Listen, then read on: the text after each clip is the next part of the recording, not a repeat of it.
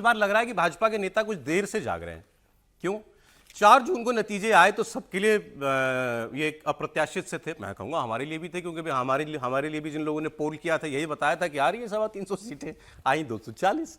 तो चलिए हम तो रोजाना की खबरों पर चलते हैं, रोज कुआं खोदना, रोज पानी पीना वाली बात है, तो हमें तो वो हमारे लिए वो भी खबर थी, तो हम तो उसी पे चल रहे थे। लेकिन बीजेपी के नेताओं को शायद टाइम लगा इसमें रिएक्ट करने में कि भाई नहीं, ये विपक्ष ने कहा तुरंत ये हमारी मॉरल विक्ट्री है। तभी आपको राहुल गांधी ऐसे दिखाई दे रहा ना, राहुल गांधी को एलओपी का पद मिल गया, इसीलिए मिल गया ना कि उनके नंबर बढ़ गए, बीजेपी के नंबर डाउन हो गए। अब ये लगता है उस शॉक से धीरे धीरे पार्टी उबर गई है पूरी तरीके से। और अब ये जो विपक्ष ने इतने दिनों में, पिछला क्या सर, 1 महीना भर हो गया ना, महीने भर से ऊपर हो गया, जो वो देश में ये मैसेजिंग की गई कि नरेंद्र मोदी कमजोर हो गए हैं, नरेंद्र मोदी की विजय रथ की स्पीड हमने कम कर दी, अगर पूरी तरह से नहीं भी रोक पाए तो ये मैसेज उन्होंने पूरे देश में दिया। अब बीजेपी उसको काउंटर करने पर आ गई। नहीं, मनमोहन सिंह 2009, और वो जीत मनमोहन सिंह की नहीं थी, वो यूपीए की जीत थी। 2000 कितने में 2004 में 145, 2004, 145 और 206 2009। तो अब जब 145 पर आप जीतते हो तो बहुत बड़ी जीत हो जाती है। जब दूसरी बार 2009 में मनमोहन सिंह की लीडरशिप में 206 सीट आती है कांग्रेस पार्टी को, तो आप कहते हैं Singh is king, Singh is king, दोबारा आ लिया है। और यहां एक आदमी 240 लेकर के आ रहा है, उसे आप कह रहे हो तो हार गया, ये तो कमजोर हो गया है। तो इस पर अब बीजेपी काउंटर करना शुरू कर दी है। तो इस पर आपका टेक क्या है विजय जी?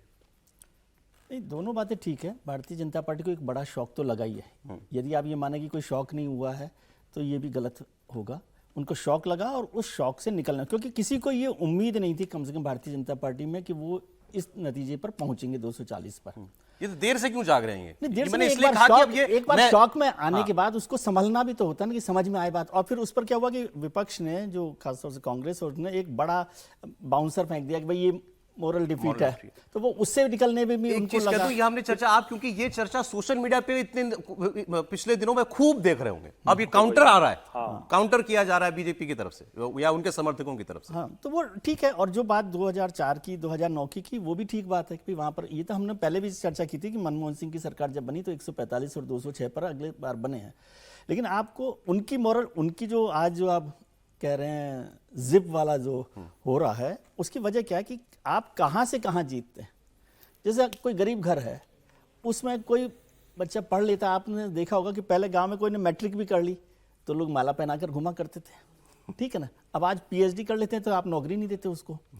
तो फर्क वहाँ से भी आ रहा है। जैसे 1984 और 1989 को देखिए, बीजेपी 2 पर आई, 1989 में 85 पर आई, तो क्या पूरा बूम हो गया। तो आप कहां से ट्रेजेक्टरी देखनी चाहिए कि मनमोहन सिंह या कांग्रेस जो है वो 145 से 206 गई। हाँ। और यहाँ ये 303 से 240 है। नहीं, वो उसका, उनको परेशानी उससे नहीं है, उनका सवाल ये 52 से 99 पर आ गए, वो एक ट्रेजेक्टरी उनको बड़ी लगती है कि ये डबल हो गया, ऑलमोस्ट डबल हो गया, तो एक जीत का वो है। और उसको कैसे काउंटर कर रहे हैं वो कि 303 से आप 240 पर आ गए, तो उसका, लेकिन वो उनको 52 से 99 पर आना। इसी के साथ जो विजय जी ने कहा, अभी आज ही एक भाजपा के ही नेता से बात हो रही थी, तो उन्होंने अच्छा संदर्भ दिया।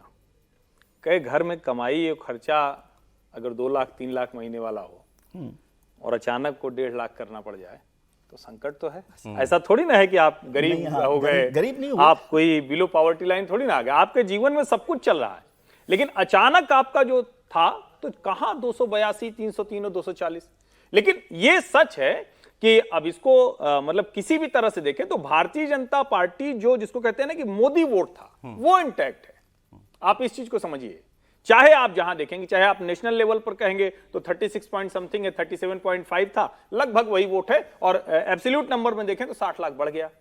आप उत्तर प्रदेश में देखें तो 42 पॉइंट समथिंग था 2014 में, अभी आप 41 पॉइंट समथिंग है, लगभग वहीं खड़े हैं, एब्सोल्यूट नंबर में बढ़ गया। 50% था सर, साढ़े। लेकिन अब मैं आ रहा हूं 2019 में एकदम आमने सामने की लड़ाई थी, और उस आमने सामने की लड़ाई में एक बड़ा वर्ग था जिसको ये लगता था कि नहीं, इस पाले में खड़ा रहना चाहिए, उसी वाले का बस भरोसा जितना है।